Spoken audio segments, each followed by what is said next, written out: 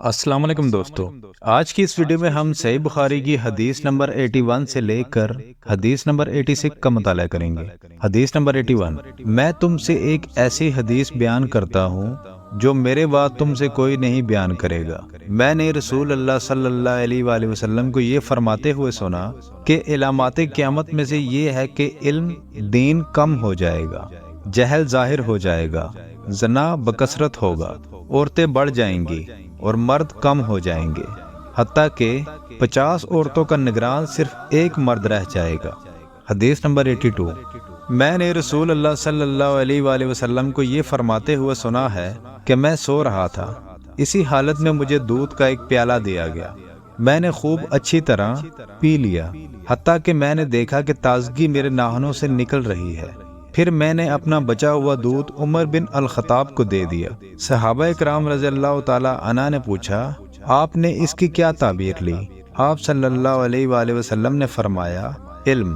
حدیث نمبر 83، حجۃ الوداع میں رسول اللہ صلی اللہ علیہ وآلہ وسلم لوگوں کے مسائل دریافت کرنے کی وجہ سے منع میں ٹھہر گئے تو ایک شخص آیا اور اس نے کہا کہ میں نے بے خبری میں ذبح کرنے سے پہلے سر منڈوا لیا۔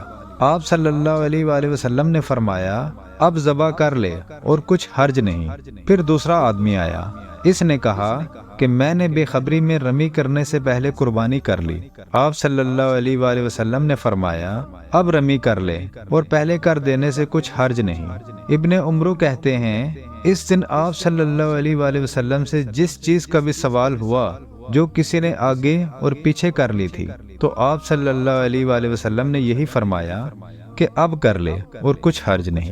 حدیث نمبر 84، نبی کریم صلی اللہ علیہ وآلہ وسلم سے آپ کے آخری حج میں کسی نے پوچھا کہ میں نے رمی کرنے یعنی کنکر پھینکنے سے پہلے ذبح کر لیا۔ آپ صلی اللہ علیہ وآلہ وسلم نے ہاتھ سے اشارہ کیا اور فرمایا، کچھ حرج نہیں۔ کسی نے کہا کہ میں نے ذبح کرنے سے پہلے حلق کرا لیا۔ آپ صلی اللہ علیہ وآلہ وسلم نے سر سے اشارہ فرما دیا کہ کچھ حرج نہیں۔ حدیث نمبر 85، آپ صلی اللہ علیہ وآلہ وسلم نے فرمایا کہ ایک وقت ایسا آئے گا کہ جب علم اٹھا لیا جائے گا، جہالت اور فتنے پھیل جائیں گے اور حرج بڑھ جائے گا۔ آپ سے پوچھا گیا کہ یا رسول اللہ، حرج سے کیا مراد ہے؟ آپ صلی اللہ علیہ وآلہ وسلم نے اپنے ہاتھ کو حرکت دے کر فرمایا، اس طرح، گویا آپ صلی اللہ علیہ وآلہ وسلم نے اس سے قتل مراد لیا۔ حدیث نمبر 86، میں عائشہ رضی اللہ تعالی عنہ کے پاس آئی، وہ نماز پڑھ رہی تھی۔ میں نے کہا، لوگوں کا کیا حال ہے؟ تو انہوں نے آسمان کی طرف اشارہ کیا، یعنی سورج کو گہن لگا ہے۔ اتنے میں لوگ نماز کے لیے کھڑے ہو گئے۔ حضرت عائشہ رضی اللہ تعالی عنہ نے کہا، اللہ پاک ہے۔ میں نے کہا، کیا یہ گہن کوئی خاص نشانی ہے؟ انہوں نے سر سے اشارہ کیا، یعنی ہاں۔ پھر میں بھی نماز کے لیے کھڑی ہو گئی، حتیٰ کہ مجھے غش آنے لگا تو میں اپنے سر پر پانی ڈالنے لگی۔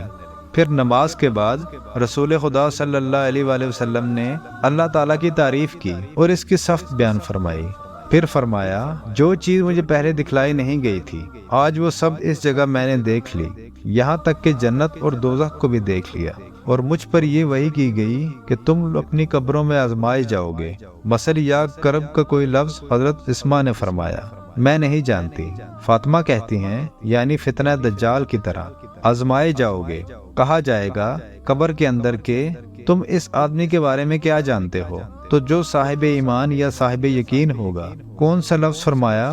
حضرت اسماء نے، مجھے یاد نہیں۔ وہ کہے گا، وہ محمد اللہ کے رسول صلی اللہ علیہ وآلہ وسلم ہیں، جو ہمارے پاس اللہ کی ہدایت اور دلیلیں لے کر آئے، تو ہم نے ان کو قبول کر لیا اور ان کی پیروی کی۔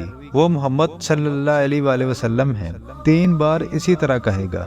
پھر اس سے کہہ دیا جائے گا کہ آرام سے سو جا، بے شک ہم نے جان لیا کہ تو محمد صلی اللہ علیہ وآلہ وسلم پر یقین رکھتا تھا۔ اور بہرحال منافق یا شکی آدمی، میں نہیں جانتی ان میں سے کون سا لفظ حضرت اسماء نے کہا۔ تو وہ منافق یا شکی آدمی کہے گا کہ جو لوگوں کو میں نے کہتے سنا، میں نے بھی وہی کہہ دیا، باقی میں کچھ نہیں جانتا۔